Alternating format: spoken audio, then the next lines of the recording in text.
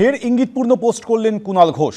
আজকের দিনে social media 100 বার থাকা দরকার, কিন্তু মাটিতে পা রেখে মূল জনসংযোগী হলো আসল মন্ত্র। কাকে ইঙ্গিত করে পোস্ট করলেন কুণাল ঘোষ? জল্পনা তুঙ্গে। কোনটা প্রচারের জন্য আর কোনটা 10 জনের সঙ্গে মিশে 100 জনের জন্য কাজ, বুঝতে দেরি হয় না। ভালো কর্মী না হলে ভালো নেতা বা নেত্রী হওয়া কঠিন। যোগ্য নেতৃত্বের সাফল্যের চাবিকাঠি কর্মজীবনের অভিজ্ঞতার বাস্তবমুখী প্রয়োগ। এক্স স্যান্ডেল পোস্টে কাকে ইঙ্গিত করলেন কুণাল ঘোষ? সবকিছু সবসময় অমুক লক্ষ্য বা অমুক উদ্দেশ্যে ব্যাপারটা সেরম নয়। এটা একটা উপলব্ধি।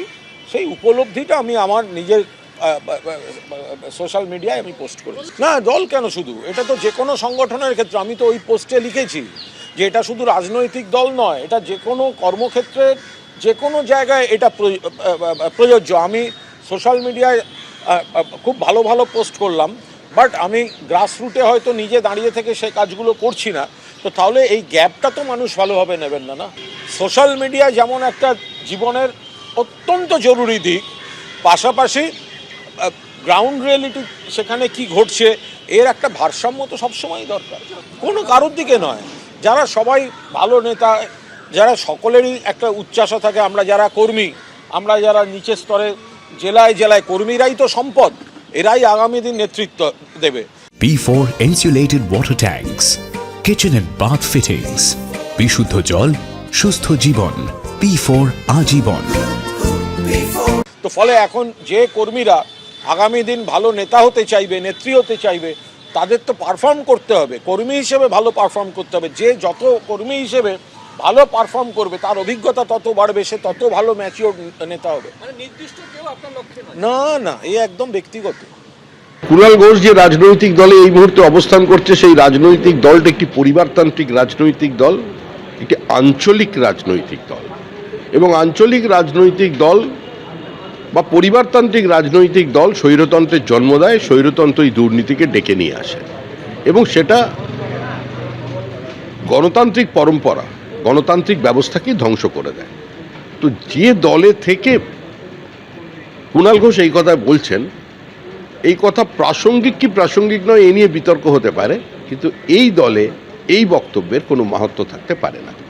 আসলে কুণালবাবু নিজের জীবনের অভিজ্ঞতা দিয়ে বুঝতে পেরেছেন যে উনি সোশ্যাল মিডিয়া বা মিডিয়াতে যতটা ওর উপস্থিতি, সেই অনুযায়ী মাটির সঙ্গে তার যোগাযোগ নেই, যার ফলে মাটির যারা ওদের কর্মী, ওদের যারা সমর্থক, তারা ওকে আদৌ গুরুত্ব দেন না, পাত্তা দেন না। সেই উপলব্ধি থেকেই তিনি কথা বলেছেন।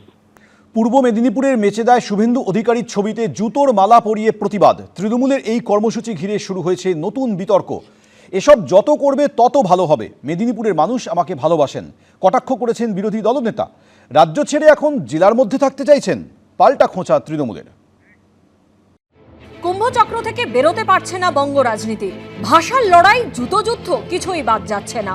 মহাকুম্ভ নিয়ে মুখ্যমন্ত্রীর মন্তব্যের পর পূর্ব মেদিনীপুরের মেচেদায় প্রতিবাদ দেখিয়েছিল একটি সংগঠন। সেখানে মমতা বন্দ্যোপাধ্যায় ছবিতে এভাবেই বাড়ি মারতে দেখা যায়। শনিবার তার পাল্টা কর্মসূচি পালন করল তৃণমূল। এবার শুভেন্দু অধিকারীর ছবির উপর পাল্টা আক্রোশ প্রদর্শন করা হলো। এগুলো যত করবে তত ভালো হবে। মেদিনীপুরের লোক দলমত নির্বিশেষে আমাকে ভালোবাসে, আমিও দলমত নির্বিশেষে মেদিনীপুরের লোকজনকে ভালোবাসি। ছবিটা বেশি করে দেখান। কয়লাকে যদি সারা রাত্রি দুধে সিদ্ধ করেন, খাঁটি দুধে কয়লা কালোই থাকে।